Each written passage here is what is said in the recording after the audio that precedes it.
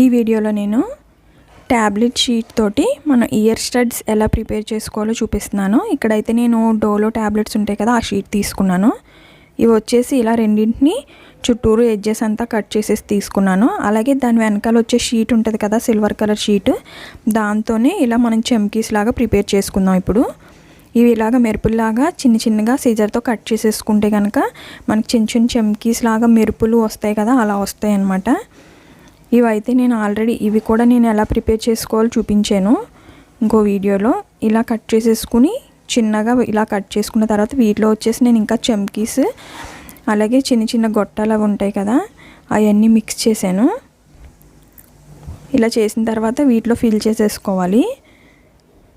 ఇలాగ మనం ఏ ట్యాబ్లెట్ షీట్స్తో అయినా ఇలా స్టడ్స్ లాగా ప్రిపేర్ చేసుకుంటే పిల్లలకి డ్రెస్సెస్ మీద మ్యాచింగ్ లాగా అలాగ బాగుంటాయి అన్నమాట. ఇలాగ మొత్తం ఫిల్ చేసేసాను కదా. ఇప్పుడైతే దీని వెనకాల ఒక షీట్ లాంటిది ఒకటి తీసుకుని దానికైతే ఫెవికాల్ పెట్టేసి వీటిని స్టిక్ చేసేయాలి. దీని లోపల మనకి నచ్చినట్టుగా ఏవైనా ఫిల్ చేసుకోవచ్చు అనమాట. మనకి వేరే కలర్స్ కావాలనుకుంటే కలర్స్లో కూడా ఏవైనా చమ్కీస్ ఏమైనా ఫిల్ చేసుకోవచ్చు.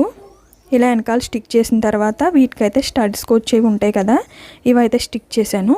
చుట్టూరు ఎడ్జెస్ మొత్తం ఫుల్గా నీట్గా కట్ చేసేసుకున్నాను ఇలాగ షీట్కి.